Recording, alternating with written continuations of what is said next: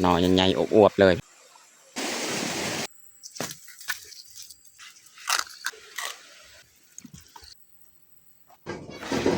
เราจะหั่น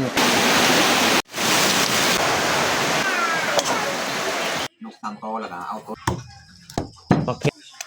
หน่อไม้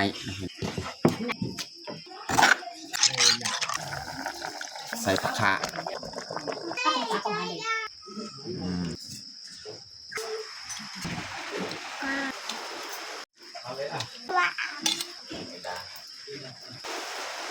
อย่าลืมกดไลค์กดแชร์และกดติดตามเด้อพี่น้อง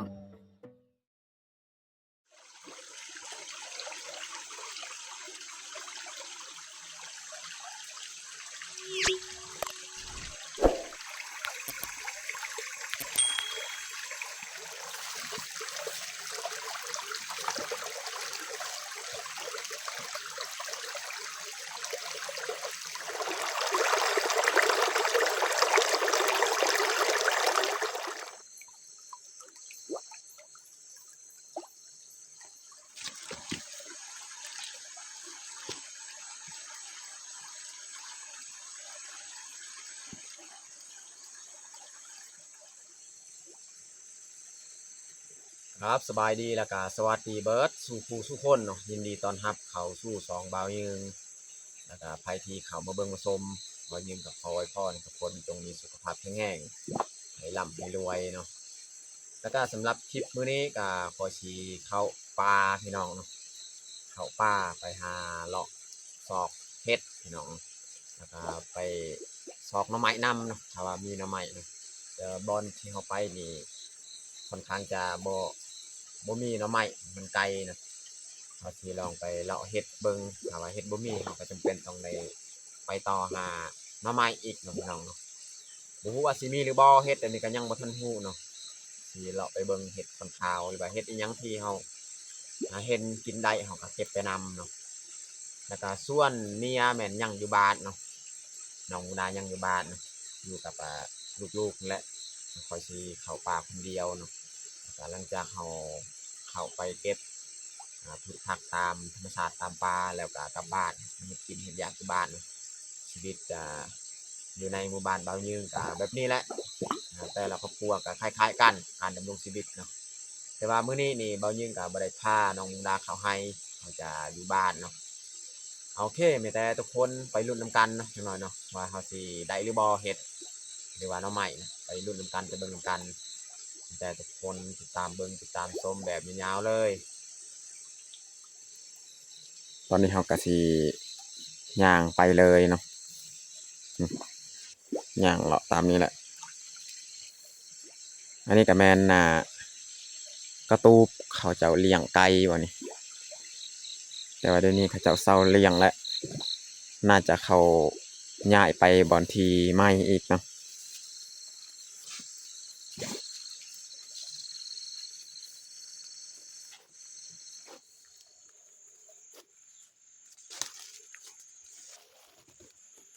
ตอนนี้เขาก็เริ่มเข้าป่าแล้วสีเลาะไปหาเลยเนาะ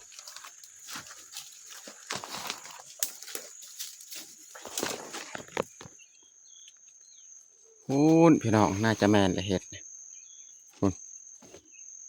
ปอดต่อใหม่ตัวนั้นเลยพี่น้องจะขับไปเบิ้งเลย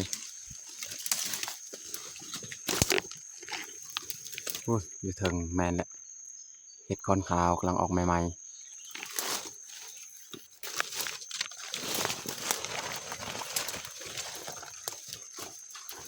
นี่กำลังงามๆเลยพี่น้องเอ้ยนี่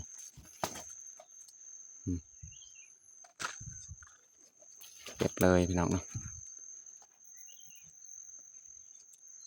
กำลังงามๆเลย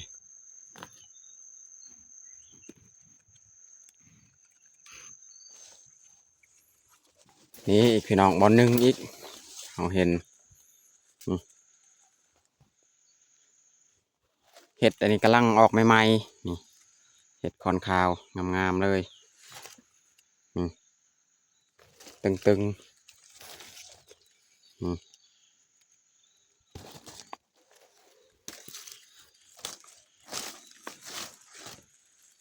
กำลังออกใหม่ๆพี่น้องนี่ก็โดนเติบแล้วเขาเลาะเตะทุนเนาะหากระเห็นนี่ต่อทำอิฐดอกทำอิฐมันจะเก็บเลยพี่น้อง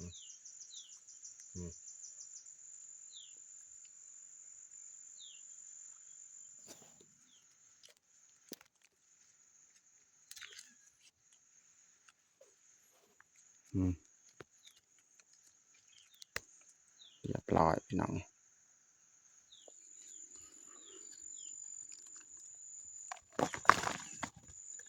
ยัดใส่กระทงเลยพี่น้องเมื่อยเลาะเลยพี่น้องเลยบ่เห็นมีเห็ดมีเลยดอกเนาะพี่น้อง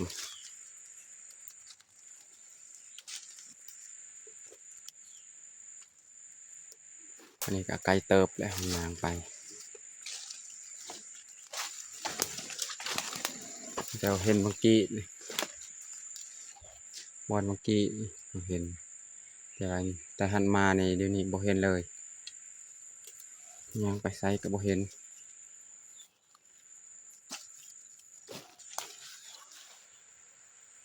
ตอนนี้เขาก็เมื่อยเลาะแล้วพี่น้องเนาะซอกเห็ดก็บ่ได้พี่น้องเนาะสงสัยสิได้กลับอยู่สวนให้เก่านี่แหละสิมาเบิ่งพืชผักแถวหาดอีกเนาะอันนี้เขาเลาะแหละเมื่อยบ่เห็นมีเห็ดพี่น้องเนาะเพราะว่าสิไปหาหน่อไม้ก็แถวนี้จะค่อนข้างไกลเนาะหน่อไม้มันจะบ่มีแถวนี้เนาะก็เลยบ่ได้ไปหาแต่เขาสิกลับเข้าไปอยู่ให้เก่าเนาะอยู่สวนให้เก่าแถวหันก็มีอยู่ต้นใบพุงไม้เหี้ยแต่ว่าบ่ฮู้ว่าสิมีหรือบ่หน่อไม้นี่เขาก็ไปเบิ่งอยู่หัน2 กออยู่หันเนาะถ้าบ่มีเขาก็เข้าไปเก็บพืชผักในสวนให้เก่าหันแล้วจึงค่อยกลับบ้านเนาะ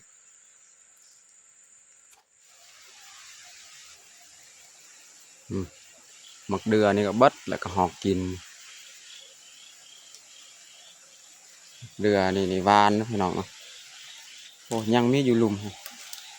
จะกินได้อยู่บ่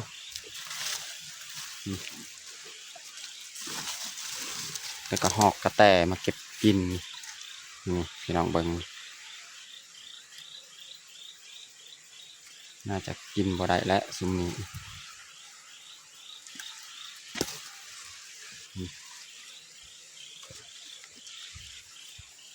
หอกกระแตมากิน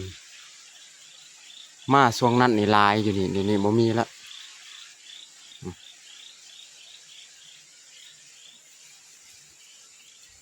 ลองปาดกินนี่ตัวก็หอกกินน่าจะกินได้ตอนนี้เขาก็เข้าห้วยสิเลาะไปเบิ่งหน่อไม้นะ2-3 กอถ้าว่าหน่อไม้นี่บ่มีเขาก็จึงเข้าอยู่ส่วนให้เก่าแล้วไปหาเห็ดกับบ่ได้พี่น้องนะได้แต่ประมาณนี้แหละเห็ดบางทีนะ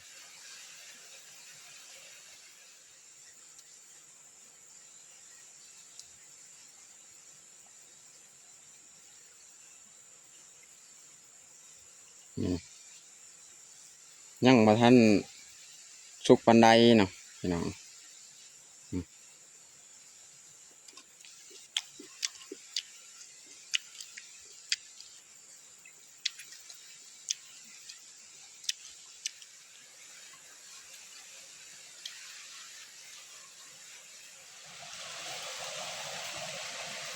เราสิไปเบิ่งกอหน่อไม้แถวนี้นะว่าสิมีหรือบ่เพราะแถวนี้มันมีคนหาประจำแล้วน่าจะบ่มีโอ้ได้เห็นหนอหนึงพี่น้องนี่โชคดีและตัวนี้นี่ได้เห็นดอกหนึ่งพี่น้องเบิ่งนี่เขาจะเอามาขุดนี่เขาซอกหน่อไม้เขาขุดหานี่แต่ว่าดีนี่ดอกตัวนี้ยังบ่แม่นดอกนอตัวนี้นะนี่นอใหญ่ๆงามๆนี่อันนี้แม่นหน่อไม้หวานนี่ขอหน่อไม้หวานตัวนี้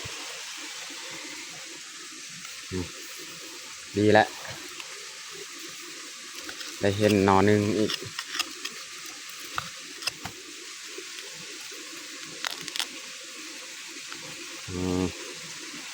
หนองามๆอบๆเลยพี่น้องเนาะหน่อไม้หวานตัวนี้หน่อไม้นี่แหละแสบสุดหน่อไม้นี่ก็แต่กอเดียวนี่แหละอยู่นี่นะเห็นเขาเจ้ามาขุดเลยนะทั้งนั้นดีและเรือหนอเดียวนี่อยู่นี่พี่น้องเบิ่งเข้าเลยหักเอาหน่อไม้นี่อันนี้คือกันนี่เขาหักเอาแล้วเลยแถวนี้นี่ผู้คนจะไปปกติพระเจ้าและมาเก็บหาเอานี่เขาหักเอาแล้วนี่ทีนี้ก็เลือดอกนึงพี่น้องเมื่อกี้บ่เห็นพอดีเบิ่งไปเบิ่งมานี่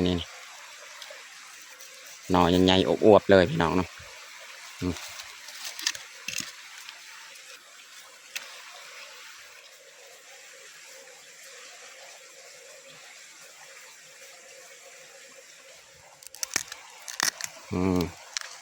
โอ้หน่ออวบๆงามๆเลยพี่น้องเอ้ย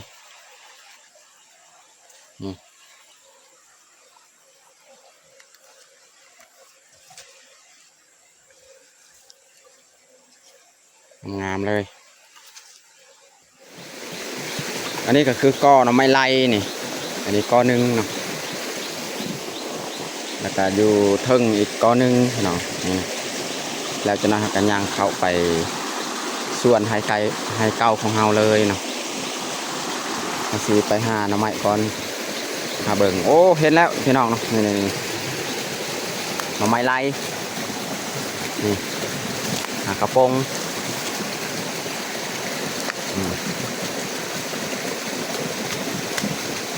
หน่อไม้ไล่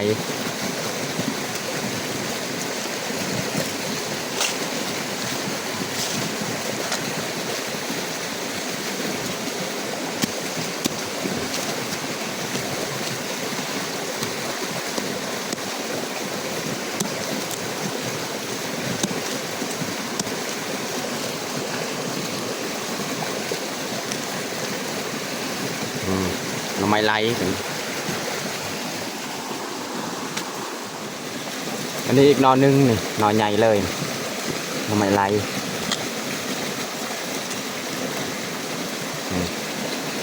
หน่อใหญ่ๆเลย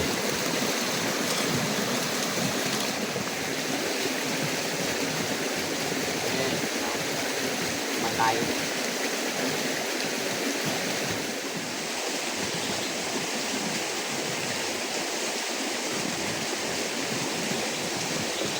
พี่น้องไปแล้วหน่อไม้ไล่ลายแล้ว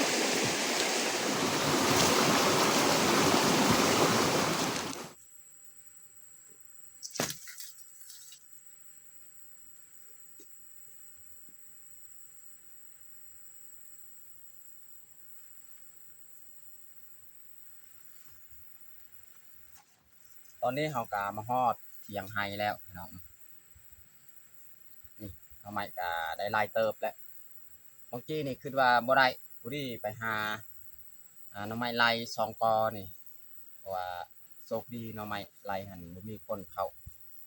ไปเอาไปเก็บเนาะเลยยังลายนะได้ลายเลยส่วนหน่อไม้บานนี่แหละ2 หน่อนี่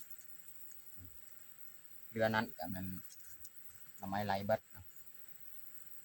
แล้วเขาสิเอาหน่อไม้อันนี้ไปปอกอยู่ทาน้ำเลยเนาะแล้วจึงกลับบ้านมื้อนี้บ่ได้เก็บและผักอยู่สวนเพราะว่าหน่อไม้ก็ลายเท่าใดก็มีเห็ดอีกจำนวนหนึงเนาะก็ปอกแล้วก็กลับบ้านเนาะไปมื้อหน้ามื้อหนึงอีกสิมาเก็บพืชผักอยู่ในสวนอันนี้เขาสิเอาไปล้างเลยเนาะเอาไปปอกมัน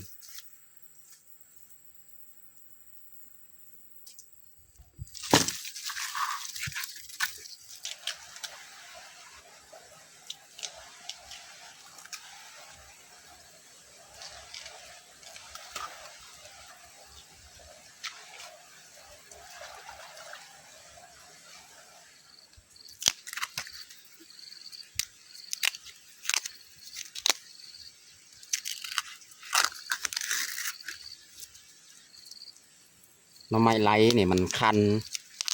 มันบ่คือหน่อไม้เหี้ยอีหยังคนมันลายหน่อไม้ไหล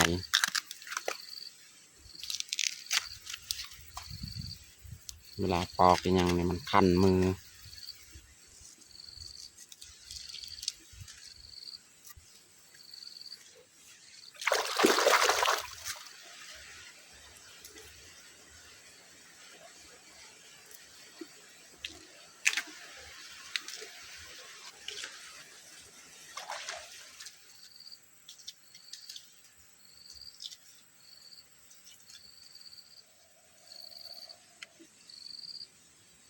ตอนนี้ก็เรียบร้อยพี่น้องเนาะเขาปอกหน่อไม้อันนี้แม่นหน่อไม้ไหลเบิดนะส่วนซองนอนี่เขาบ่ปอกเนาะอันนี้แม่นหน่อไม้หวานหน่อไม้หวานเขาจะเอาเมื่อแบบนี้แหละ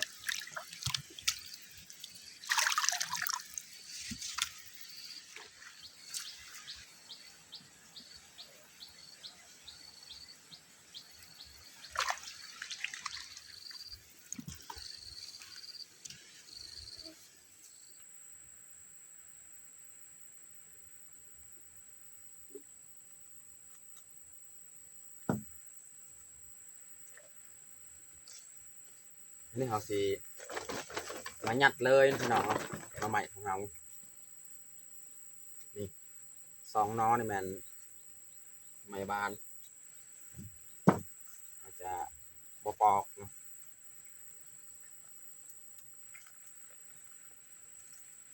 อันนี้ก็12 โมงแล้วพี่น้องโอ้สิบ่ทันแล้วเฮ็ดอาหารเที่ยงหน่อย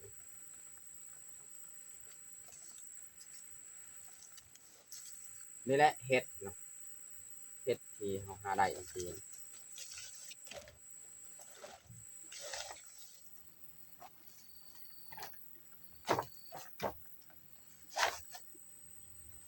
เรียบร้อยพี่น้องเนาะเตรียมย่างกลับบ้านเลย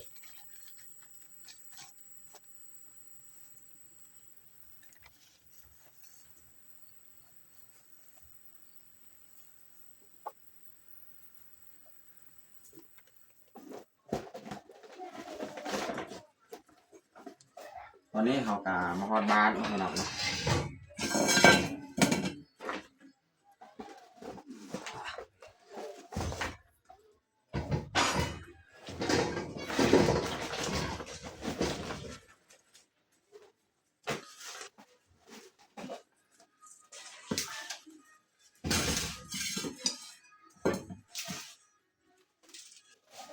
ตอนเที่ยงมื้อนี้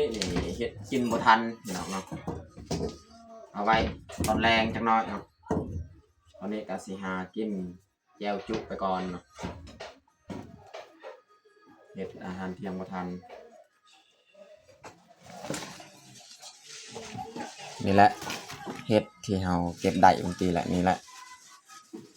เบิดนี้แหละอันนี้มันเฮ็ดปวักนะดอกหนึงแล้วก็หน่อไม้เอาไว้ตอนแรงพี่น้องตอนเที่ยงมื้อนี้เฮ็ดกินบ่ทันอันนี้ก็12 โมงปลายแล้ว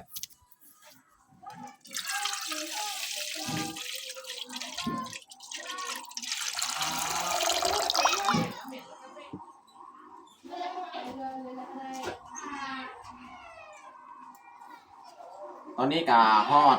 ตอนแรงแล้วเราก็สิเริ่มเฮ็ดอาหารการกินตอนแรงนะพี่น้องเนาะบรรยากาศก็สิ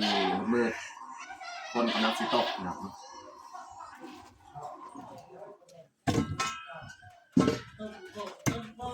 ได้แล้วเอามาเฮ็ดซำนี้แหละพี่น้องเนาะอาหารแรงเรือนั้นเอาไว้อีกนะนี่หน่อไม้บ้านเรืออันนึงเนี่ยอันนึงแล้วเราปอกเนาะปอกมาใส่กับหน่อไม้ไล่นี่มาหั่นใส่เคียงเลยซะแบบนี้แหละ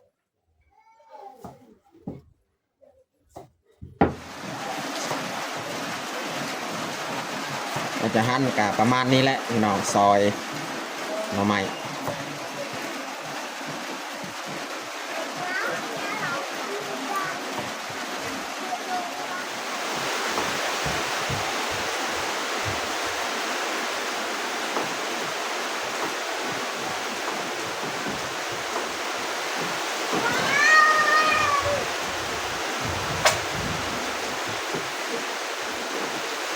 จะใส่เลยหน่อไม้ครับน้ำต้มกากดแล้ว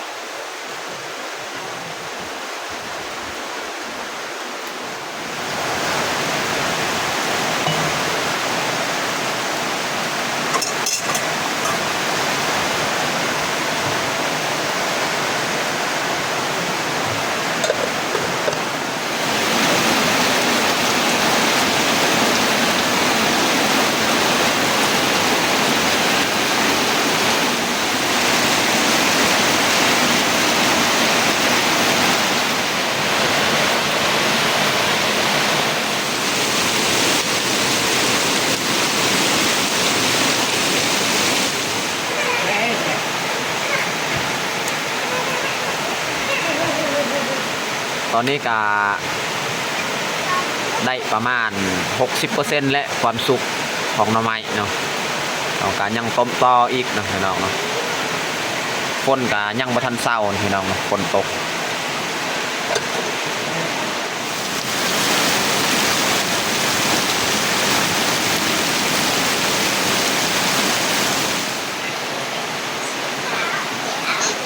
ตอนนี้ก็น้ำก็บกแล้วพี่น้องเนาะน่าจะจืดแล้วแต่เขาสีเกียมปงเลย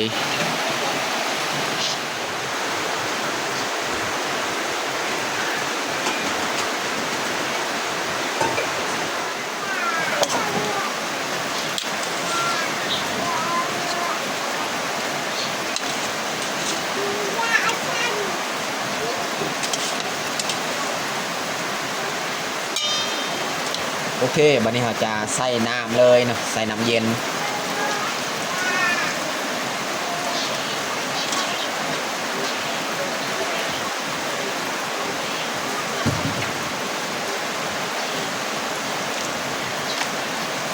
ล้างด้วยน้ำเย็นนี่พี่น้อง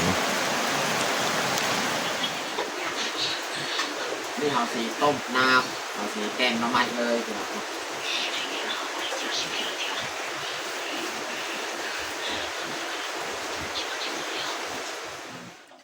ตอนนี้เครื่องที่เราจะปรุงเราก็เตรียมเรียบร้อยแล้วพี่น้องเนาะขะแยงยอดมะอึหัวสิไข่อันนี้แมนผักคะนี่มันบ่มีแล้วเบัดสำนีแล้วเอาผักคะใบแกเนี่ยเขาสีตำจังนั้นตำข้าวเบื่ออันนี้แมนหน่อไม้เขาใส่ไว้แล้วอันนี้แมนเห็ดนี่เห็ดฮูนูก็มีเห็ดคอนข้าวที่เขาหาบางกินแหละเอาสีเอานกพี่น้องเนาะนกตามโตแล้วก็เอาตัวนึงนี่เอาสีมาแกงใส่แกงหน่อไม้เลยเนาะ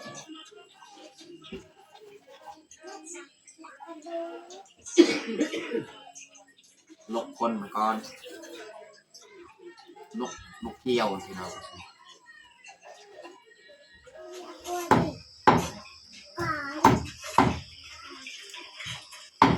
อันนี้เขาจะตัดเลยนกนี่ตัดเป็นตอนน้อยๆ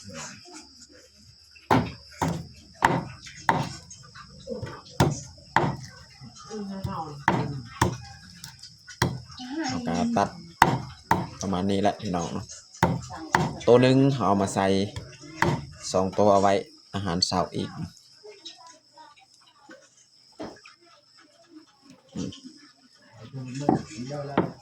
เวลาสีมาตำพริกแบบเรียมพี่น้อง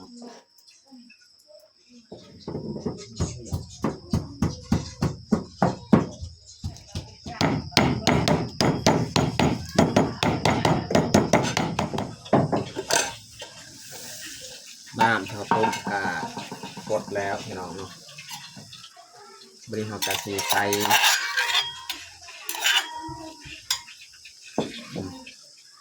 พริกกระเทียม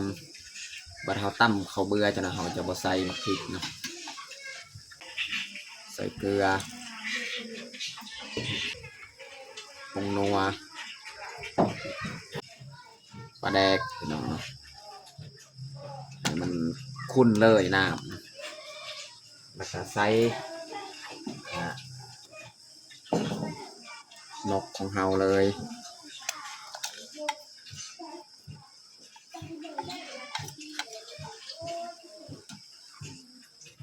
ต่อมากะใส่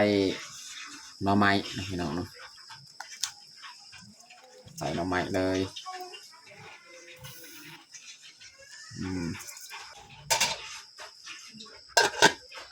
นี่เขาจะเอาข้าวเบื่ออีกมาตำ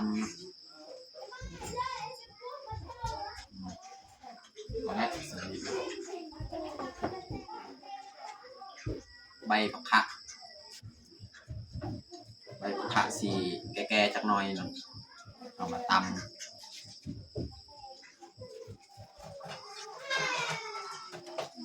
แล้วก็ใส่แล้วก็มาตำเลยตำกับข้าวเบื่อเพราะเผ็ดเราบ่ตำใส่นี่เพราะว่าเรายันเผ็ดเอาคลุกๆกับกระเทียมเมื่อกี้นี่แหละคลุกใส่บ่ให้มันแตกเบิดมันสีเผ็ดเนาะ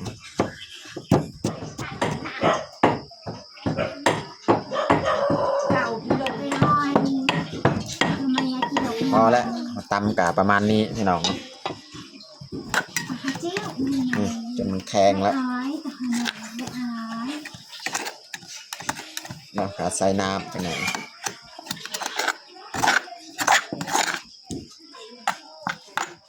นี่เขาจะ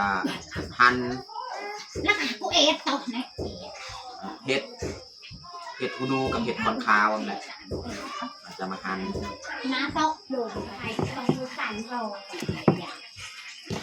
หนัก ใส่เห็ดคอนคาวนำเห็ดฮูนูนำเห็ดฮูนูกับบะลายครับพี่น้องเนาะไม่ได้หัวใส่มะแขงนี่มะแขงกับลูกโดดใส่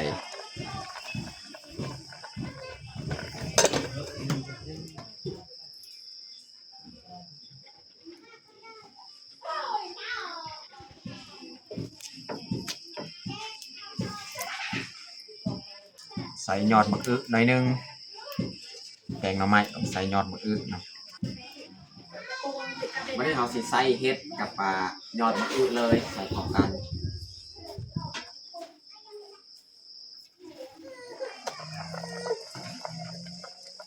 ใส่ยอดมะอึแล้วก็ใส่เห็ดอีกนะเห็ดฮูนูเห็ดคอนคาวแล้วก็มีทั้งเห็ดพวกอีกดอกหนึ่ง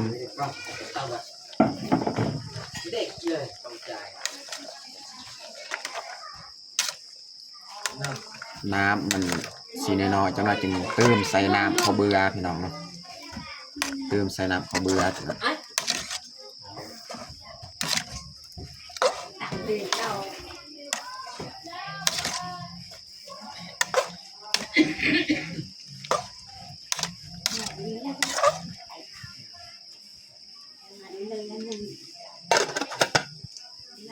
วันนี้เราจะใส่น้ำใส่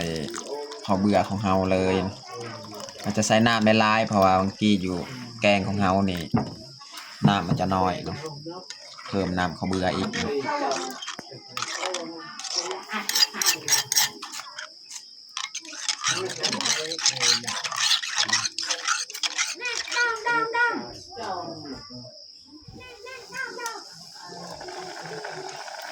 บัดนี้เราสิใส่ข้าวเบื่อของเราเลยบัดนี้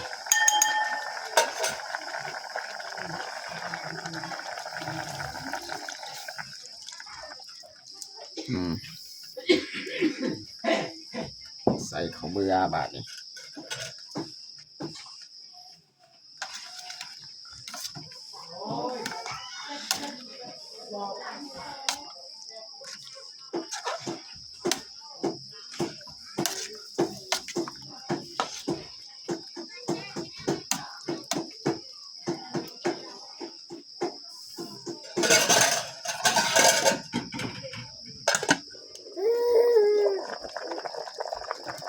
ตอนนี้ก็เรียบร้อยแล้วพี่น้องแกงหน่อไม้ของเราเนาะใส่นกพี่น้องสีนกบัดนี้สุดท้ายเราจะใส่ขะแยงพี่น้องใส่ขะแยงแล้วก็ใส่ผักคะตอนสุดท้ายเรียบร้อยการเห็ดแกงหน่อไม้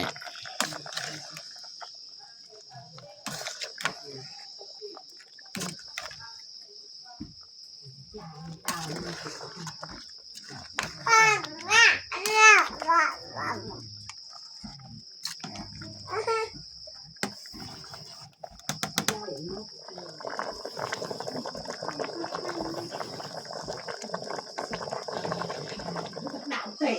นนี้ก็สุกเรียบร้อยแล้วแกงหน่อไม้ของเราอย่าปรุงเลย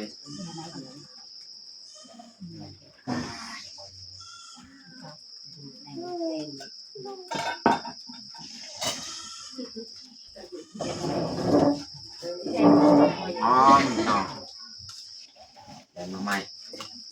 ตักใส่ถ้วยใหญ่เลย để tôi lên cho hạt để tuần ra đây để hạt à ta còn hạt đây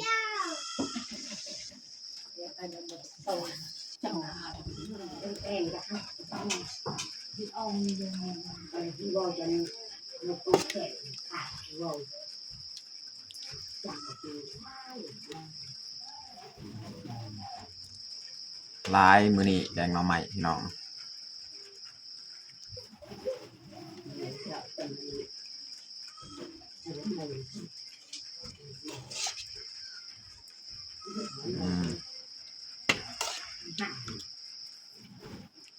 อันนี้ใส่น้ำอีกนะ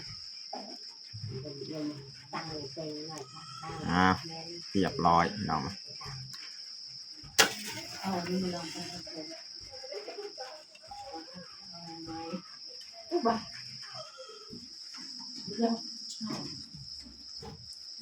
ันนี้เขาจะตักเข้าพี่น้องเนาะ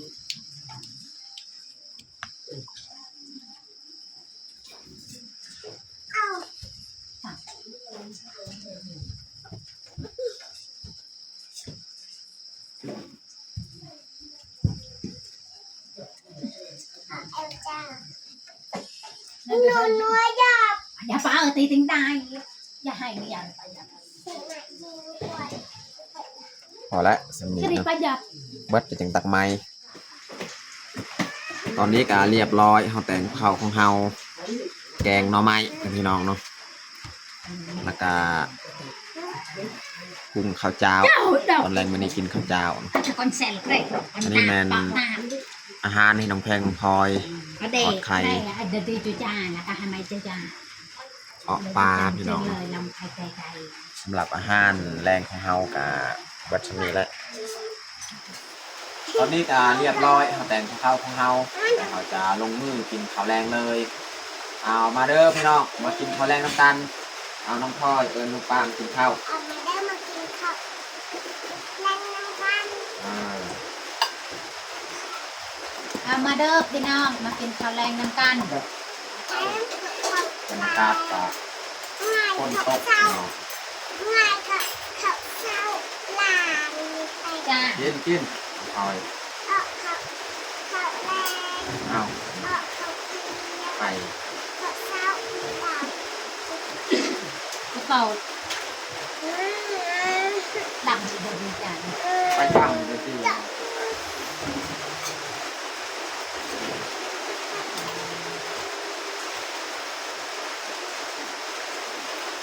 ไม่ใช่กึ๊บเอา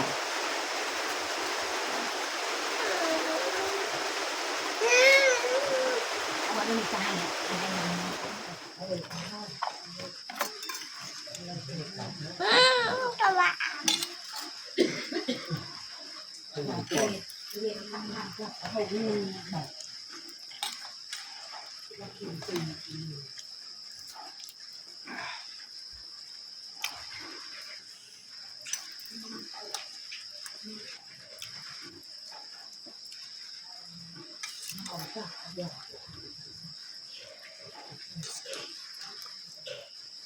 เป็นดอกอัพปีได้นะครับปีได้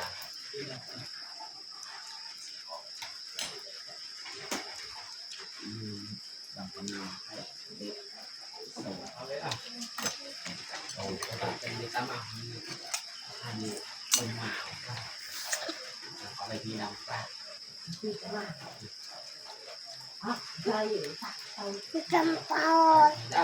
นั่งดีๆนั่งดีๆน้องพลอย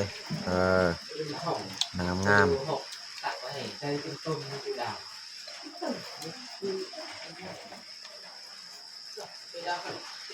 อภาเอ็นดา